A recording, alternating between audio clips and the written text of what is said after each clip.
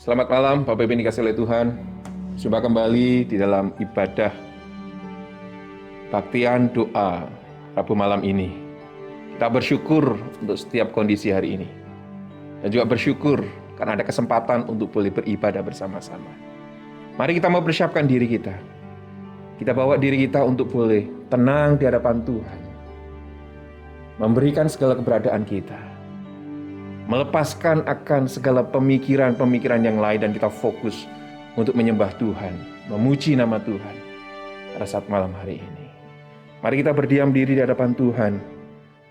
Kita mempersiapkan ibadah malam hari ini.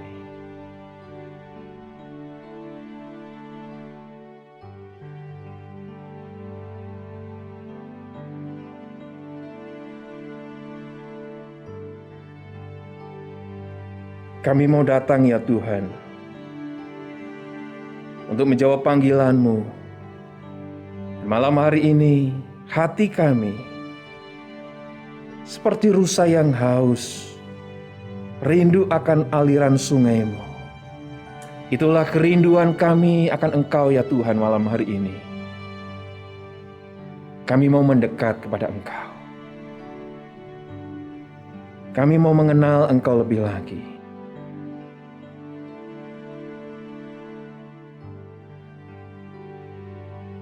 Seperti rusa yang haus, rindu aliran sungai-Mu. Mari kita pujikan pujian ini. Kita merasakan kedekatan kita dengan Tuhan. Tuhan yang mengenal hati kita. Seperti rusa yang haus, rindu aliran sungai-Mu. Sungguh hatiku tak tahan menunggu. Hatiku tak tahan menunggu-Mu.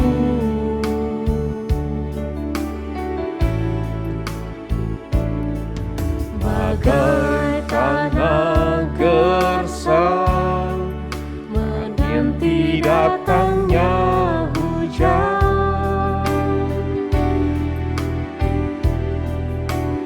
Begitu pun jiwaku, Tuhan. Mari katakan, hanya Engkau pribadi yang mengenalku. Hanya Engkau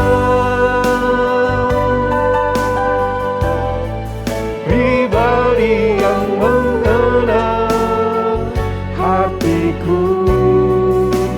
Tiada yang tersembunyi bagimu.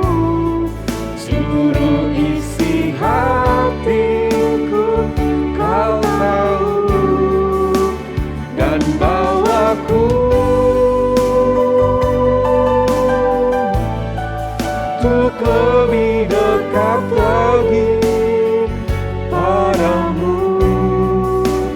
Tinggal dalam indahnya dekapan kasih-Mu. Mari kita katakan, seperti rusa yang haus.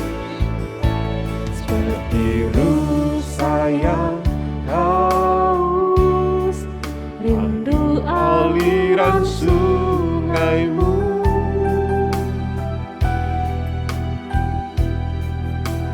Hatiku tak tahan menunggu-Mu.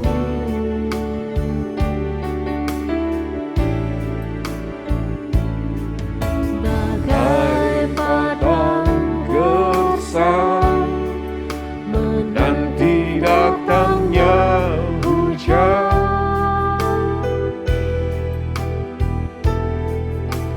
Begitu pun jiwaku, Tuhan.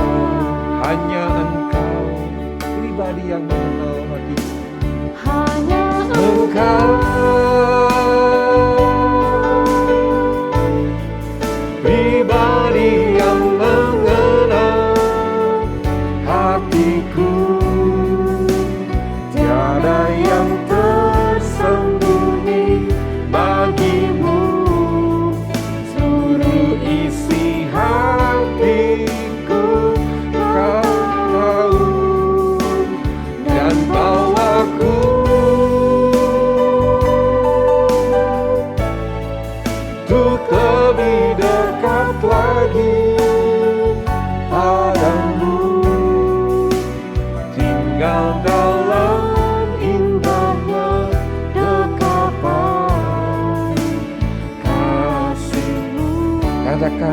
Hanya Engkau yang mengenal isi hati. hanya Engkau yang tadi yang mengenal hatiku. Tiada yang tersembunyi bagimu, seluruh isi hatiku Kau tahu, dan bawaku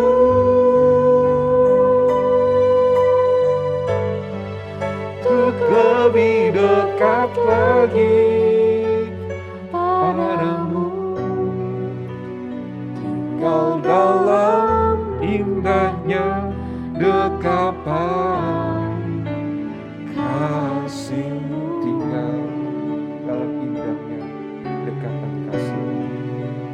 Tinggal dalam indahnya dekapan kasih. Tinggal dalam indahnya dekapan kasih.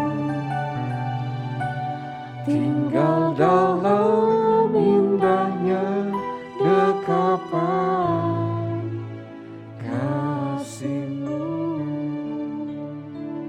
Mari kita berdoa. Sungguh ya Tuhan, kami itu merindukan saat-saat kami merasakan betapa indahnya tinggal dalam dekapan kasih. Malam hari ini kami juga berdoa untuk orang-orang di sekitar kami ya Tuhan, khususnya mereka yang sedang ada di Afghanistan, di dalam gejolak politik keamanan yang ada di sana. Tuhan tolonglah agar kondisi ini cepat berlalu, dapat diselesaikan dengan baik. Ada negara-negara yang dapat membantu penyelesaian ini dengan baik. Tuhan tolong supaya tragedi kemanusiaan di sana dapat segera berakhir. Dan khususnya juga anak-anak Tuhan yang ada di sana, Tuhan tolong agar mereka dimampukan, dikuatkan untuk tetap melihat ada pertolongan daripada Tuhan, ada tangan Tuhan yang bekerja, memampukan mereka, menguatkan mereka, melindungi mereka, memberikan keamanan kepada mereka di saat-saat yang begitu genting buat mereka. Terima kasih ya Tuhan. Kami juga berdoa untuk sidang sinode di minggu ini ya Tuhan. Tuhan tolong agar setiap anak-anak-Mu, baik yang ada di BPMS maupun setiap utusan, setiap peninjau dari setiap gereja, setiap GKY dan juga untuk yayasan yang ada. Tuhan tolong mereka yang harus berkumpul bersama-sama untuk boleh melihat bagaimana rencana Tuhan untuk GKY secara keseluruhan. Tuhan berikan hikmat, roh yang takut akan Tuhan, roh yang mau dipimpin oleh Tuhan, roh yang menundukkan diri kepada pimpinan dari Tuhan. Engkau memberkati Pendeta Yohanes Atri dan juga Pendeta Joni yang akan memimpin rapat ini, sidang ini. Ya Tuhan juga memberikan hikmat-Mu. Terima kasih ya Tuhan, ini seluruh doa kami. Ini seluruh doa kami. Kami juga berdoa ya Tuhan secara khusus untuk keluarga besar dari rekan pelayanan kami Togab yang sedang di dalam kondisi berduka karena Papa yang terkasih Engkau panggil dan sudah bersama dengan Engkau. Biarlah duka cita yang dialami secara manusia ini tidak mengalahkan sukacita dari Tuhan, bahwa Bapak Lase sudah bersama dengan Tuhan. Kami percaya Tuhan menghiburkan keluarga besar dari Togab. Terima kasih ya Tuhan, terima kasih. Ini seluruh doa kami. Inilah doa-doa kami dan kami percaya Tuhan dengar dan tolong. Dan hanya nama-Mu yang kudus, Tuhan kami Yesus Kristus, kami alaskan doa ini. Dan kami berdoa.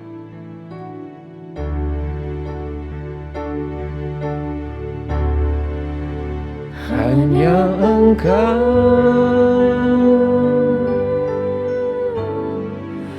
pribadi yang mengenal hatiku, tiada yang tersembunyi bagimu.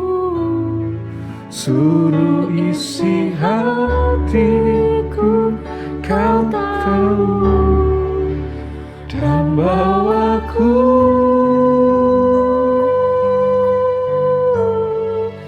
untuk lebih dekat lagi padamu, tinggal dalam indahnya dekapan kasih-Mu. Dalam satu waktu ke depan ini, 1 menit ke depan ini, mari kita berdoa secara pribadi. Kita serahkan pergumulan kita masing-masing.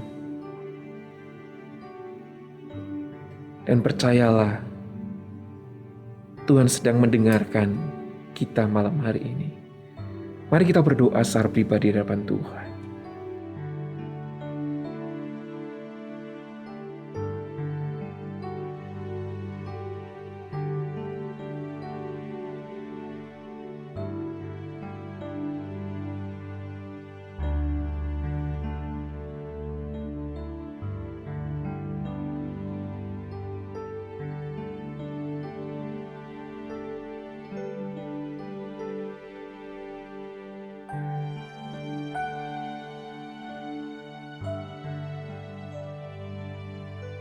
Inilah doa-doa kami ya Tuhan.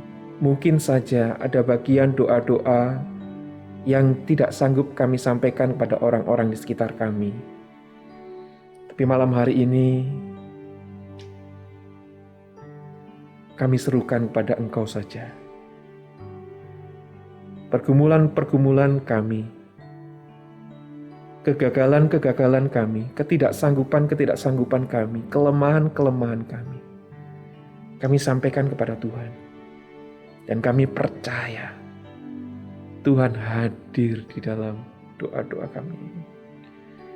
Untuk boleh mendengar dan membawa kami melihat karya Tuhan yang menolong kami. Terima kasih ya Tuhan. Terima kasih. Ada saat-saat kami boleh berdoa, menyampaikan isi hati kami. Terima kasih Tuhan. Demi nama-Mu yang kudus, Tuhan kami Yesus Kristus, kami berdoa. Amin. Dan mari kita mempersiapkan diri kita untuk mendengarkan Tuhan berbicara secara pribadi kepada kita. Firman Tuhan membawa kita untuk mengerti di masa-masa sulit ini, masa-masa penuh pergumulan, Tuhan akan berbicara secara khusus pada kita malam hari ini melalui hambanya Pendeta Wilson. Mari kita katakan, jiwaku merindukan-Mu.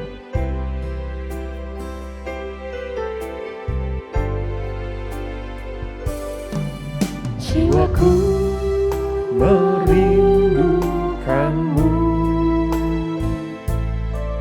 ya Allah yang hidup. Jiwaku haus kepadamu,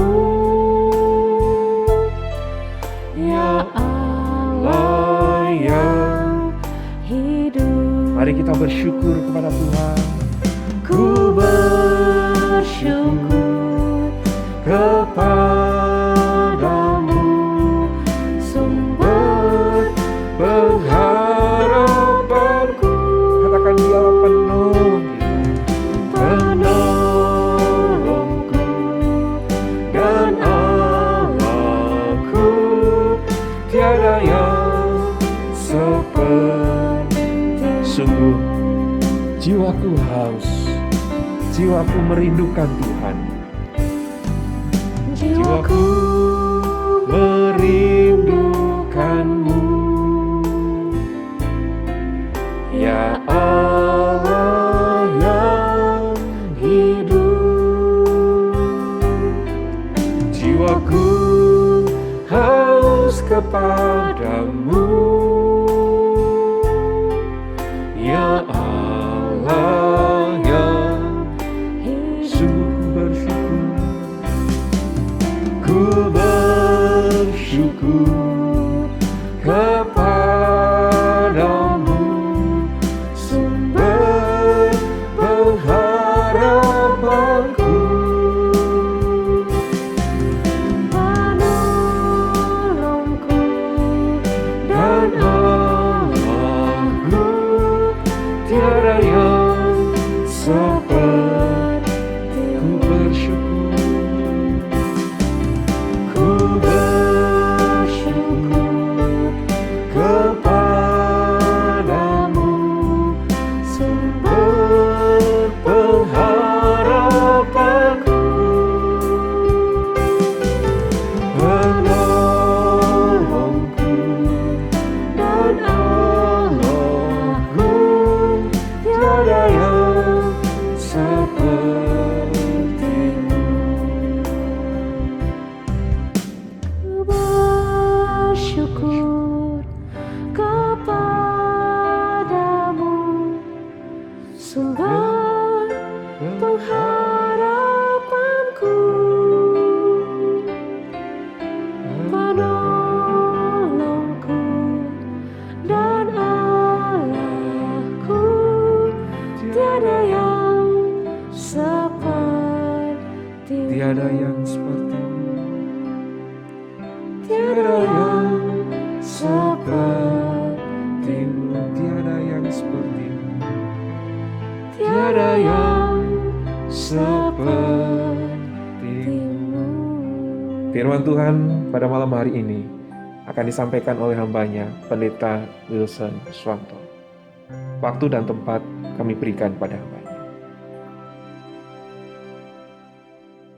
Jemaat GKY Kebayoran Baru yang dikasihi Tuhan, kita bersyukur boleh bersama-sama lagi sampai kepada bagian terakhir dari seri tentang penderitaan, bagian yang ketiga.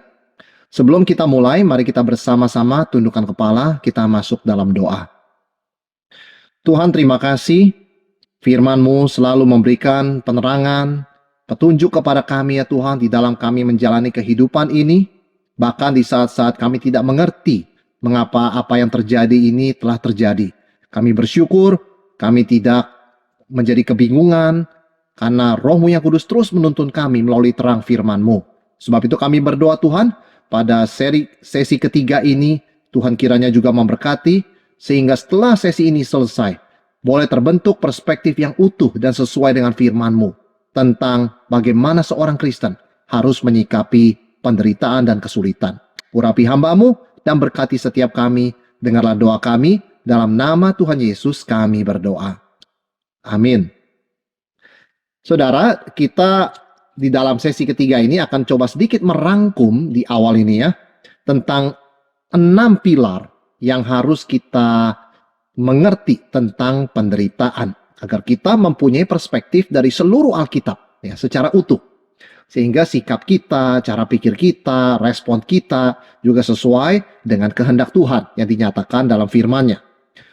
Yaitu 6 pilar yang harus kita pegang di dalam kita menghadapi segala macam situasi, khususnya penderitaan, yaitu ciptaan. Itu pilar yang pertama, doktrin yang pertama.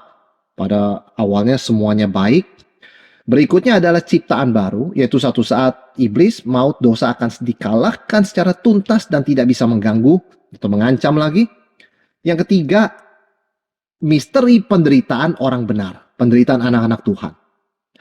Yang keempat, providensia Allah, pemeliharaan Tuhan di dalam kehidupan orang percaya, bahwa tidak ada yang kebetulan, segala yang terjadi, baik itu baik maupun buruk, tujuannya adalah untuk mendatangkan kebaikan.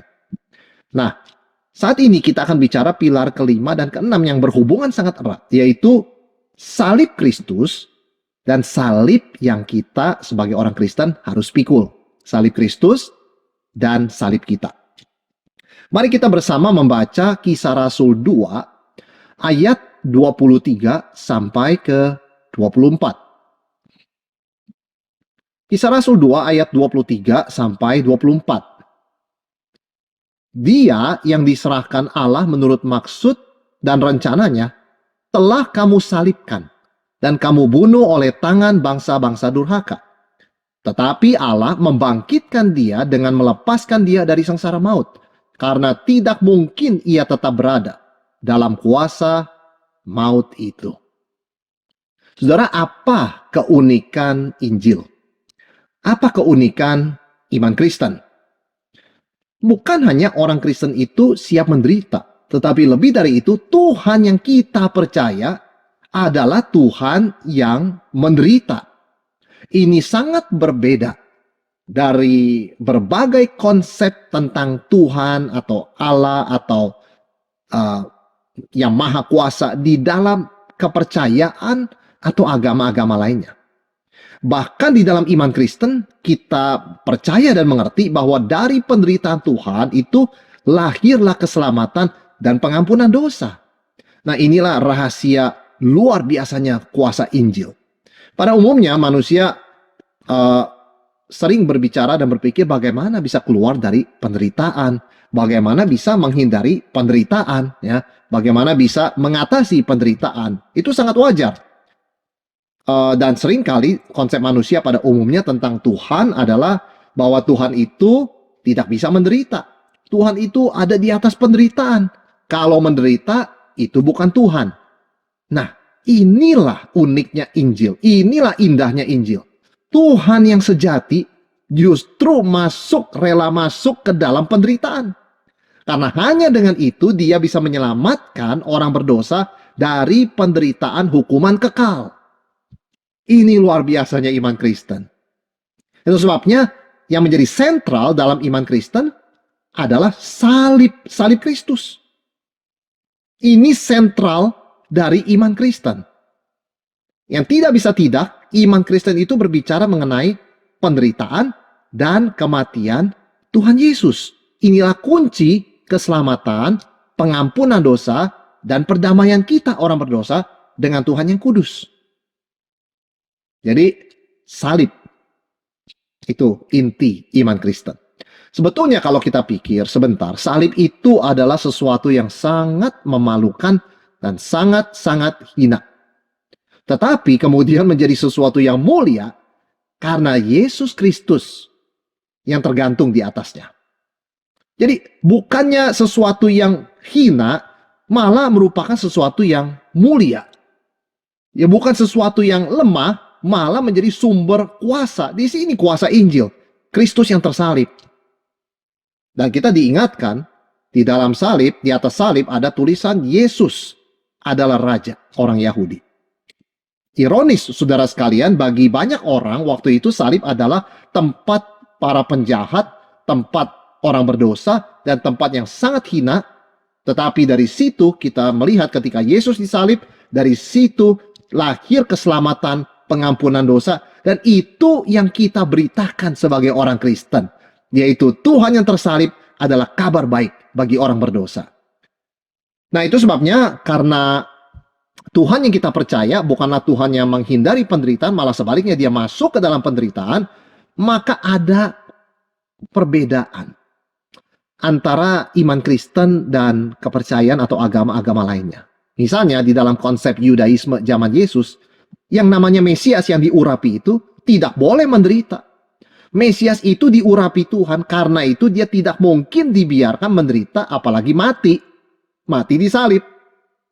Tapi berbeda dengan iman Kristen. Justru Mesias sejati menurut nubuat dalam Yesaya dan kitab-kitab lainnya harus menderita. Karena dia adalah hamba Allah yang menderita. Bukan memikul dosanya, tapi memikul dosa kita. Ya, sehingga ini juga menjadi pilar yang kita pegang sebagai orang Kristen di dalam kita menghadapi kemungkinan bahkan realita penderitaan. Salib Kristus. Dan apa yang kita bisa belajar dari penderitaan Tuhan Yesus? Perspektif apa yang kita belajar? Yang pertama, Tuhan dekat dengan penderitaan. Ya, ini poin yang pertama. Tuhan dekat dengan penderitaan. Sebagai manusia, saudara sekalian, kita menutup muka terhadap penderitaan. Kita tidak sanggup melihat penderitaan. Terlalu buruk ya, terlalu buruk. Bahkan di dalam Yesaya dikatakan terhadap Mesias yang menderita, orang menutup mukanya, tidak sanggup melihat. Betapa menyedihkannya. Artinya sebenarnya secara manusia, kalau bisa, Kita tidak mau bicara tentang penderitaan. Kita kalau bisa tidak mau dengar tentang penderitaan. Dan tentu saja kalau bisa kita tidak mau menderita. Dan ini yang membuat kita juga sulit mengerti, apalagi menolong orang yang menderita. Tetapi disinilah uniknya iman Kristen. Tidak demikian dengan Tuhan kita. Ya, Mazmur 34 ayat 19 menyatakan seperti apa sifat Tuhan kita itu. Tuhan itu dekat kepada orang-orang yang patah hati. Ia menyelamatkan orang-orang yang remuk jiwanya. Itu sebabnya di tengah penderitaan dunia ini tetap kita melihat ada kemurahan dan belas kasihan Tuhan. Karena Tuhan kita dekat dengan orang-orang yang menderita. Jadi sehebat-hebatnya penderitaan kita tidak akan pernah bisa melampaui penderitaan Kristus dan belas kasihan dan cinta kasih Tuhan. Tuhan membatasi. Mengapa demikian, saudara sekalian? Mengapa Tuhan itu dekat dengan penderitaan dan dekat dengan mereka yang menderita? Karena Tuhan sendiri rela menderita. Dia bisa merasakan arti kehilangan. Ya, ketika Yesus mati di salib, kita melihat Allah Bapa memalingkan wajahnya daripada Kristus. Ada momen-momen kehilangan yang dialami oleh Tuhan ketika Yesus Kristus mati di salib dalam seketika, ya. Untuk seketika. Jadi Tuhan kita bukan hanya Tuhan yang maha kuasa, tetapi dia penuh dengan simpati dan belas kasihan, dan dia dekat dengan orang yang menderita, dan dia sendiri masuk ke dalam penderitaan untuk memikul dosa kita.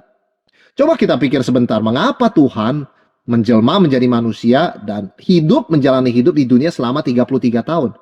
Tuhan bisa melakukan segala sesuatu dengan singkat, tidak perlu 33 tahun. Tetapi tujuan dia melewati begitu panjang waktu di dunia ini adalah supaya dia bisa merasakan dan mengalami penderitaan manusia yang akan ditolongnya. Itu sebabnya kita tidak menyebut Yesus hanya sekedar Tuhan dan Juru Selamat, penolong. Dia juga adalah imam besar kita. Yang disebut oleh Alkitab bisa merasakan apa yang kita rasakan karena dia pun telah dicobai dalam segala hal. Hanya dia tidak berdosa. Saudara, ada seorang yang bercerita kepada temannya betapa sedihnya dan dia karena kehilangan suaminya. Apa yang temannya lakukan? Temannya hanya di sana, mendengarkan dia, ikut merasakan kehilangan, ikut menangis bersama dengannya. Apakah orang yang kehilangan orang yang dikasih itu perlu nasihat dari temannya? Tidak. Dia tidak perlu misalnya temannya berkata, sudahlah, nggak usah sedih lah. Ya sudah, ya sudah. Sudah dipanggil oleh Tuhan. Kamu jalan-jalan saja. Lupakan pikiran kehilangan itu. Tentu tidak. Dan kita melihat perkataan seperti itu, nasihat seperti itu tidak membangun, tidak menolong sama sekali. Apalagi dalam momen orang kehilangan. Orang yang bersedih itu saat itu tidak perlu solusi. Dia perlu empati. Dia perlu orang yang bisa memahami, merasakan keterhilangannya akan suami yang dikasihi. Nah, perhatikan, Tuhan kita adalah Tuhan yang maha kuasa, yang bisa memberikan solusi untuk setiap masalah. Tetapi dia juga Tuhan yang berempati, ikut merasakan penderitaan umatnya, ikut merasakan penderitaan anak-anaknya. Dikatakan tadi dalam Mazmur 34 ayat 19, Tuhan dekat kepada orang yang patah hati, yang remuk semangatnya. Inilah Tuhan yang kita kenal. Jadi bagaimana sebagai orang Kristen kita menyikapi penderitaan? Kembali kepada Tuhan Yesus. Dia adalah Allah yang menderita, Allah yang masuk ke dalam penderitaan manusia untuk melepaskan kita dari penderitaan kekal. Dan memberikan kita kekuatan karena dia sendiri pun merasakan penderitaan yang kita rasakan. Itu yang pertama. Tuhan kita dekat dengan penderitaan. Yang kedua, kita harus ingat. Karena sentralitas iman Kristen adalah salib Kristus. Kristus yang menderita di salib. Maka yang kedua, salib adalah pintu menuju jawaban.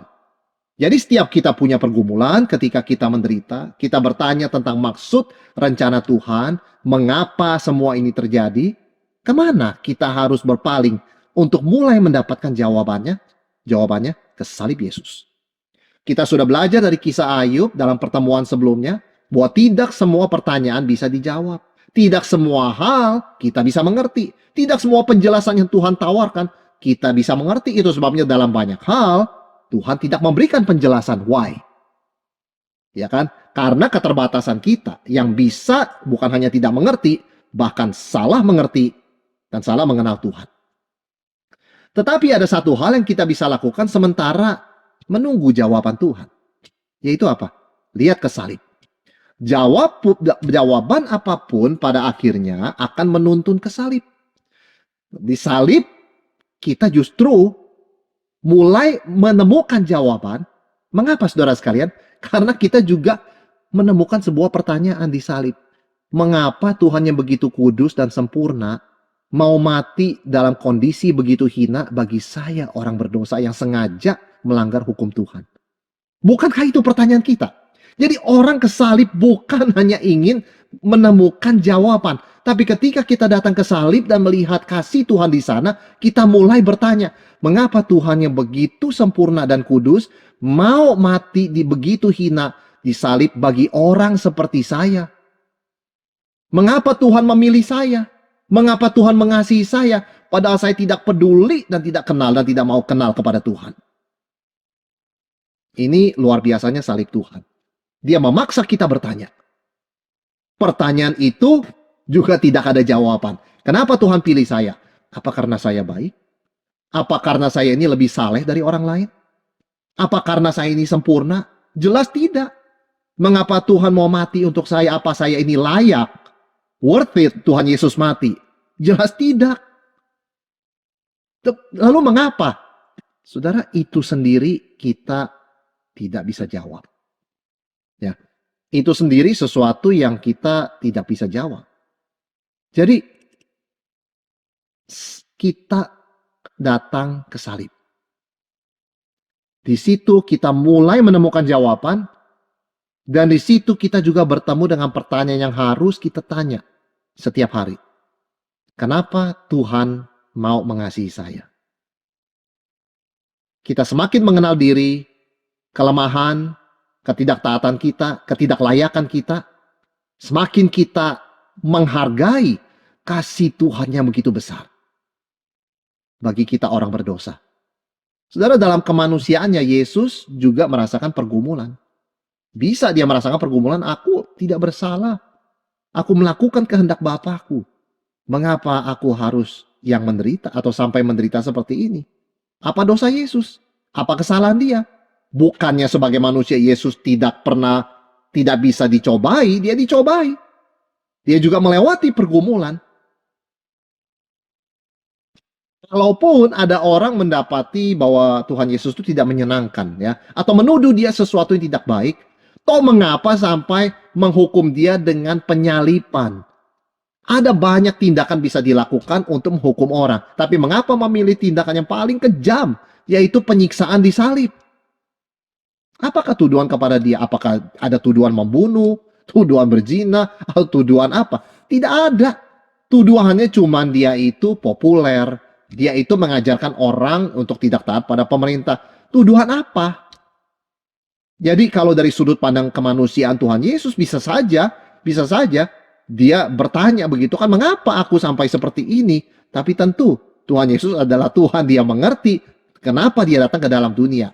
Poinnya, dia adalah imam besar yang mengerti pergumulan kita karena dia pun pernah melewati penderitaan. Yang secara manusia juga dia bisa bertanya mengapa. Jadi kalau bicara tidak adil, tidak bisa mengerti, coba kembali kepada kondisi Yesus di salib. Ketika kita berpaling kepada salib Kristus, kita menemukan Tuhan yang sungguh ada di pihak kita, yang mengerti dan merasakan penderitaan kita. Jadi salib ini adalah rencana Tuhan sejak kekekalan, untuk kekekalan. Maka sama seperti penderitaan Kristus bukan kebetulan, tetapi rencana Tuhan, bukan kecelakaan sejarah, tetapi merupakan rencana agung keselamatan yang Tuhan sudah rancang dalam kekekalan. Kita juga harus melihat penderitaan kita dalam terang penderitaan Yesus di salib. Penderitaan kita juga tidak kebetulan. Penderitaan kita juga bukan kecelakaan, melainkan bagian dari rencana agung Allah sejak kekekalan untuk masa depan kita di dalam kekekalan. Nah, ini pentingnya kita memegang perspektif salib Kristus. Di situ kita mulai menemukan jawaban. Di situ kita menghadapi pertanyaan, mengapa Tuhan mau mengasihi saya yang berdosa? Mengapa dia rela mati begitu hina bagi saya? Dan di situ kita melihat, this is not an accident. Ini bukan kecelakaan, tetapi ini adalah rencana Allah dari kekekalan. Memberikan kepada kita kekuatan dan tujuan masa depan yang pasti, bahkan ketika kita sedang melewati penderitaan. Yang ketiga, saudara sekalian, apa yang kita bisa katakan tentang penderitaan ketika kita mengerti Tuhan kita adalah Tuhan yang menderita? Yang ketiga, inti iman Kristen adalah kasih. Ketika kita bertanya mengapa Tuhan Yesus yang begitu kudus dan sempurna rela mati bagi saya di atas salib, saya yang berdosa ini, jawabannya bukan karena saya baik, bukan karena saya layak, bukan karena saya worth it ya untuk Tuhan, tapi karena Tuhan memang mengasihi saya. Maka inti iman Kristen adalah kasih. Dan kasih rela menderita untuk meringankan penderitaan sesama. Untuk apa Yesus menderita?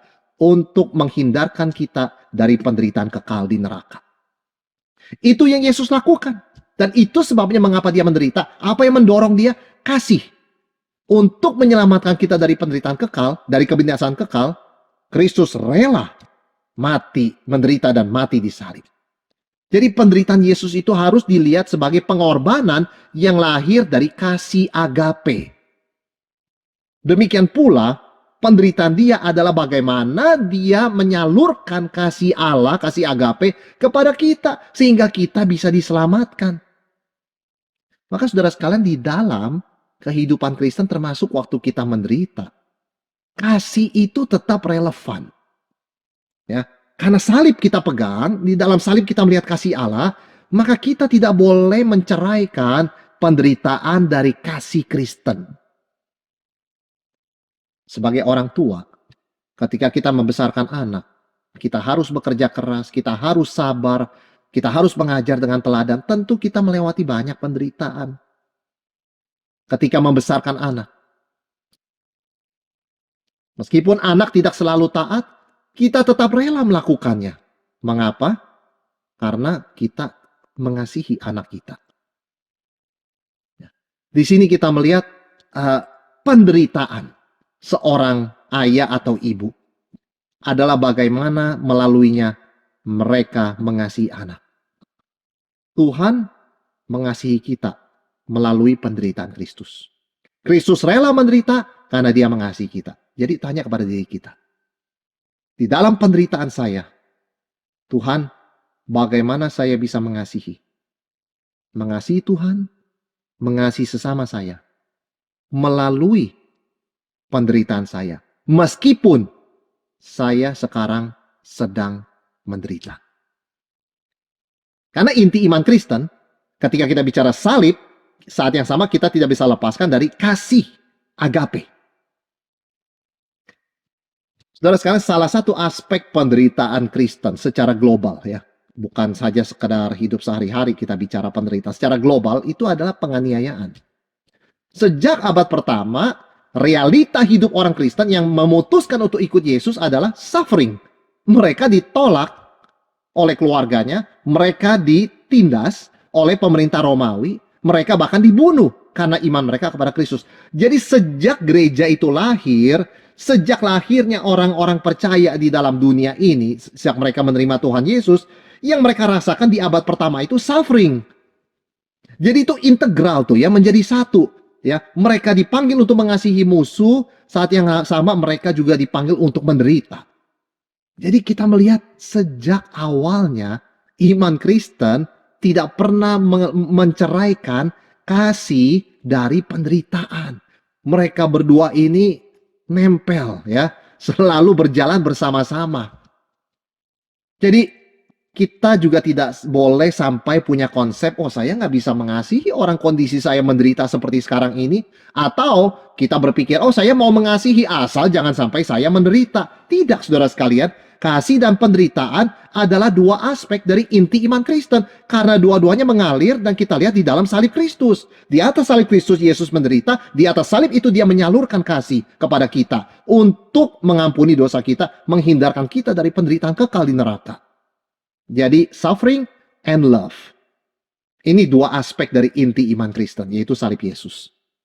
Jadi sejak abad pertama, orang-orang Kristen dipanggil untuk mengasihi, dan mereka tahu siapa itu orang Kristen dari kasih mereka di tengah penderitaan. Apa orang Kristen responnya ketika mereka dianiaya? Mereka tidak membalas. Mereka malah mengampuni dan mengasihi musuh. Ada lebih banyak orang bertobat jadi Kristen sejak tahun 1800 dibandingkan 1800 tahun sebelumnya. Ada lebih banyak martir gereja sejak tahun 1800 sampai hari ini dibandingkan dengan tahun 0 sampai 1800. Saudara bayangkan, kenapa bisa begitu? Mengapa ada lebih banyak orang bertobat jadi Kristen? Begitu cepat jumlah pertambahan orang Kristen dari tahun 1800 sampai sekarang 2021. Dibandingkan tahun 0, tahun 1 sampai tahun 1800. Dan ada lebih banyak martir gereja sejak tahun 1800 sampai 2021 ini dibandingkan dengan tahun 0 sampai 1800. Artinya apa? Justru orang Kristen memenangkan jiwa dengan kerelaan mereka menderita dan mengasihi musuh. Kita lihat luar biasa. Penginjilan dijalankan sejak tahun 1800 secara global ke seluruh dunia. Penganiayaan itu datang, tapi kasih Tuhan disalurkan. Sehingga jumlah orang-orang yang percaya pada Tuhan Yesus meningkat 200 tahun terakhir. Luar biasa. Itu sebabnya penderitaan kita bukan kecelakaan. Penganiayaan gereja juga bukan kecelakaan. Justru itu tujuan panggilan Tuhan. Tujuan penderitaan kita. 1 Petrus 2:21 mengingatkan kita. Untuk penderitaan inilah kita telah dipanggil. Artinya, demi menjadi saksi Kristus, kita rela menderita. Menderita seperti Kristus, dan dikatakan di dalam kitab Wahyu bahwa orang Kristen menang atas kuasa iblis dengan kuasa darah anak domba. Artinya orang Kristen bukan kita mengejar penderitaan, tetapi kita juga berani menghadapi penderitaan dengan kekuatan dan tetap mengasihi di tengah penderitaan. Dan itulah bagaimana kita mengalahkan dunia di dalam nama Tuhan Yesus. Tertullian, seorang bapak gereja, mengatakan darah kaum martir adalah benih gereja. Semakin banyak orang Kristen yang dibunuh karena imannya, semakin banyak benih gereja ditaburkan untuk dituai dengan jiwa-jiwa yang diselamatkan. Penderitaan Kristen di dalam terang salib Kristus tidak sia-sia. Mempunyai nilai kekal. Yaitu apa? Membawa banyak jiwa ke sorga, dan kita pun mendapatkan mahkota yang kekal. Tuhan menghitung kesengsaraan kita dan terus mencurahkan anugerahnya. Karena itu Yesus berkata, cukuplah kasih karuniaku bagimu. Justru di tengah kelemahanmu, kuasaku menjadi sempurna. Maka Paulus berkata, itu sebabnya aku lebih suka setelah mengerti hal ini akan kelemahanku daripada kekuatanku. Karena justru ketika aku lemah, maka aku kuat. Satu kebenaran yang sangat indah, saudara sekalian. Inti iman Kristen itu kasih, dan kasih tidak pernah absen sekalipun kita melewati penderitaan. Kita melihat ini di Alkitab, kita melihat ini di gereja mula-mula, kita melihat semua ini dalam sejarah gereja, khususnya sejak tahun 1800 sampai hari ini. Semakin menderita, semakin mengalirkan kasih Tuhan, semakin banyak jiwa dimenangkan. Yang keempat, penderitaan itu memurnikan. Yesus adalah anak Allah dan dia sempurna. Sebetulnya sebagai seorang yang sempurna, dia tidak perlu belajar apapun. Tetapi dalam keadaan sebagai manusia, luar biasa. Yesus belajar justru melalui proses penderitaan. Di dalam Ibrani 5 ayat 8 dikatakan, sekalipun ia adalah anak, ia telah belajar menjadi taat dari apa yang telah dideritanya. Saudara, penderitaan itu memurnikan, mengajar kita, membuat kita belajar. Kita menjadi lebih dewasa, lebih matang setelah kita mengalami kesulitan. Kita disadarkan, ada begitu banyak aspek kehidupan. Saudara, orang yang menghadapi kesulitan dalam pekerjaan lebih bisa menghargai pekerjaan daripada orang yang tidak pernah mengalami kesulitan. Orang yang pernah mengalami pergumulan kesulitan dalam studi lebih bisa menghargai studi, nilai daripada studi. Orang-orang yang pada waktu kecil mereka bersaksi, bercerita bagaimana keadaan orang tua sangat sulit, untuk sekolah pun mereka susah. Mereka adalah orang-orang yang tumbuh menghargai menghargai nilai pendidikan. Kita makin lebih bisa menghargai anugerah Tuhan ketika kita pernah mengalami kesulitan, bahkan penderitaan. Kita sungguh menghargai. Orang yang pernah mengalami kesakitan, sungguh-sungguh mengalami kesakitan, akan lebih bisa menghargai kesehatan. Akan bisa mensyukuri karunia Tuhan dalam kesehatan. Penderitaan itu membentuk kita lebih indah, lebih dewasa, lebih rendah hati, lebih penuh ucapan syukur dan penghargaan atas segala berkat Tuhan. Membuat kita matang dan akhirnya sempurna. Memang tidak ada di antara kita yang suka penderitaan secara manusia. Tetapi kita hidup di dalam dunia yang sudah jatuh dalam dosa, dan penderitaan adalah akibat dari dosa dalam dunia ini. Tidak terhindarkan. Ada bermacam-macam penderitaan. Penderitaan batin, penderitaan fisik, penderitaan mental, penderitaan psikologis, penderitaan ekonomi, dan sebagainya. Tapi satu hal yang kita bersyukur, penderitaan itu ada tujuannya, yaitu memurnikan. Dan ini membawa kita kepada poin yang kelima. Ada anugerah di dalam penderitaan. Filipi 1 ayat 29 mengatakan, sebab kepada kamu dikaruniakan bukan saja untuk percaya kepada Kristus, melainkan juga untuk menderita untuk Dia. Penderitaan itu adalah kesempatan anugerah. Jadi pasti ada anugerah Tuhan di dalam penderitaan. Karena itu Alkitab mengatakan bahwa kita bisa bersukacita bahkan di tengah penderitaan. Yesus sendiri mengingatkan kita bahwa sebagai pengikutnya, kita harus memikul salib kita dan menyangkal diri setiap hari. Jadi ini pilar yang keenam. Kita bicara pilar kelima tadi, salib Kristus. Sekarang kita bicara salib kita. Panggilan Tuhan untuk kita memikul salib setiap hari. Dan inilah yang membedakan kita sebagai pengikut Kristus. Kita memikul salib setiap hari. Artinya apa? Kita dalam peperangan rohani, kita akan tetap komitmen mengikut Tuhan Yesus sekalipun betapa berbahayanya dan hebatnya pertempuran rohani dengan iblis dan dunia ini. Dan itu berarti kita harus rela menyangkal diri, berkata no kepada kedagingan kita. Dan akibatnya seringkali kita menderita. Saudara, mungkin misalnya kita dicobai untuk marah dan membenci. Tapi kita tidak mau. Kita tidak mau jatuh dalam pencobaan tersebut. Maka kita menahan diri. Kita sabar. Dan itu menderita. Menderita, saudara sekalian. Tapi mungkin satu kali kita tergoda, lalu jatuh dalam kemarahan dan kebencian yang tidak berkenan kepada Tuhan. Maka kita mengaku dosa di hadapan Tuhan. Ada anugerah Tuhan di tengah pergumulan kita. Jadi anugerah Tuhan ini cukup. Itu sebabnya kita bisa menghadapi dan mengatasi penderitaan dan pencobaan dengan kekuatan Tuhan. Dan kita bisa bersuka cita sambil kita memikul salib kita dan menyangkal diri setiap hari. Karena justru itulah ciri khas kita sebagai pengikut Kristus. Kita bisa bersuka cita dan mengasihi bahkan di tengah penderitaan. Dan semua ini bukan dari kekuatan kita, tetapi oleh kuasa Roh Kudus yang diam di dalam kita, yang memproses, membentuk kita lebih serupa dengan Tuhan Yesus. Jadi pada akhirnya kita bertanya, untuk apa kita belajar ya selama 3 kali pertemuan tentang penderitaan? Toh sekarang ini hidup kita baik-baik saja, kita tidak sedang merasa menderita. Saudara, firman Tuhan bukan hanya untuk mengajar kita dalam kondisi yang sekarang, tetapi juga untuk mengajar kita untuk melihat perspektif masa lalu dan masa depan. Meskipun kita tidak sedang menghadapi penderitaan, mungkin dulu kita pernah menderita. Dan mungkin nanti kemungkinan kita menderita itu selalu ada. Betapa indahnya ketika kita sudah diperlengkapi dengan kebenaran firman Tuhan, dengan perspektif doktrin yang benar, dari Kejadian sampai Wahyu, 6 pilar ini, kita boleh diperlengkapi untuk menghadapi berbagai aspek kehidupan, berbagai situasi kehidupan, termasuk ketika badai kehidupan itu datang. Jadi kita perlu lebih menghargai akan kebenaran-kebenaran dasar yang sudah kita pelajari, 6 poin ini, supaya kita boleh sungguh berdiri teguh apapun yang terjadi. Yaitu yang pertama, ciptaan. Tuhan pencipta segala sesuatu dan baik adanya sejak pertama.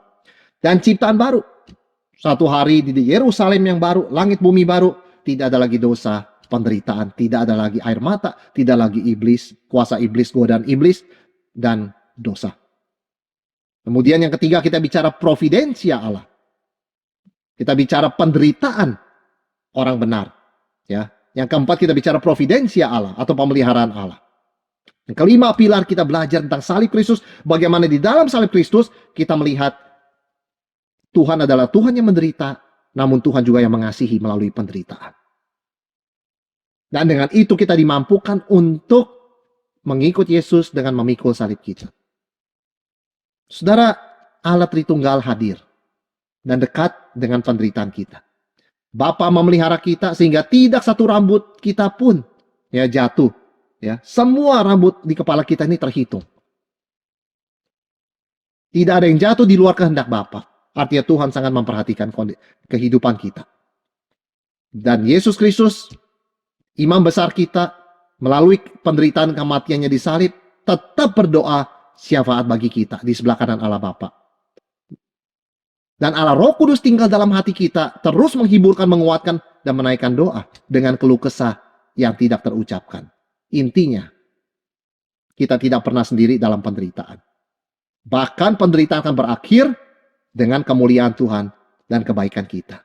Maka sebagai sesama saudara seiman, mari kita saling menguatkan, saling menolong, saling menghiburkan, saling meringankan beban dan penderitaan dalam pergumulan kita bersama dalam dunia ini. Khususnya dalam menghadapi tantangan, bahkan penderitaan sebagai orang Kristen. Karena ini yang Tuhan kehendaki, dan dengan demikian kita tetap bisa mengasihi, melayani, dan berdiri teguh melewati segala macam situasi kehidupan. Mari kita bersama tundukkan kepala, kita masuk dalam doa. Tuhan, kami bersyukur di akhir daripada sesi perenungan kami tentang penderitaan. Kami bersyukur Tuhan telah memperlengkapi kami dengan pilar-pilar kebenaran dari firman-Mu. Kami boleh lebih mengenal Tuhan, kami boleh lebih menghargai pengorbanan Tuhan Yesus, kami boleh lebih menghargai panggilan-Mu Tuhan untuk tetap mengasihi, sekalipun kami menderita. Terima kasih Tuhan, anugerah-Mu selalu cukup bagi kami. Kami tidak pernah ditinggalkan seorang diri. Tuhan selalu menjaga kami, memelihara kami dengan begitu detail. Kami bersyukur bahwa tidak ada aspek kehidupan kami, baik kelancaran maupun penderitaan, yang sia-sia. Semuanya terjadi atas rencana Tuhan dan semuanya terjadi untuk tujuan kemuliaan Tuhan dan kebaikan setiap kami. Supaya kami boleh lebih dibentuk, lebih dimurnikan, lebih serupa dengan Tuhan kami Yesus Kristus. Berkati setiap kami Tuhan, berkati jemaat-Mu. Biarlah situasi apapun yang kami hadapi, kami terus berpegang kepada Tuhan. Tempat perlindungan, tempat perteduhan kami. Kami tidak akan takut. Karena anugerah-Mu cukup bahkan berlimpah bagi kami setiap saat. Dan pertolongan-Mu selalu tepat pada waktunya. Dengarlah doa kami Tuhan. Simpanlah firman-Mu, meteraikan firman-Mu dalam hati kami oleh Roh-Mu yang kudus. Supaya kami selalu mengingat, memikirkan, merenungkan kebenaran-kebenaran, pilar-pilar kebenaran yang sudah kami dengarkan dan kami pelajari. Dalam nama Tuhan Yesus Kristus, kami berdoa. Amin. Tuhan memberkati saudara sekalian. Firman Tuhan yang sangat menegur kita dan mengarahkan bagaimana kita hidup di tengah-tengah penderitaan ini. Saya mewakili majelis, baik rohaniwan maupun penatua dan juga jemaat, mengucapkan terima kasih kepada Pendeta Wilson yang sudah membawakan 3 seri pembinaan pilar iman di tengah-tengah penderitaan. Dan biarlah firman-firman yang sudah kita dengarkan, materi yang sudah disampaikan, sungguh menguatkan kita dan membuat kita terus berpegang kepada Tuhan di masa-masa sulit ini. Demikian kebaktian doa malam hari ini. Tuhan Yesus memberkati kita semua.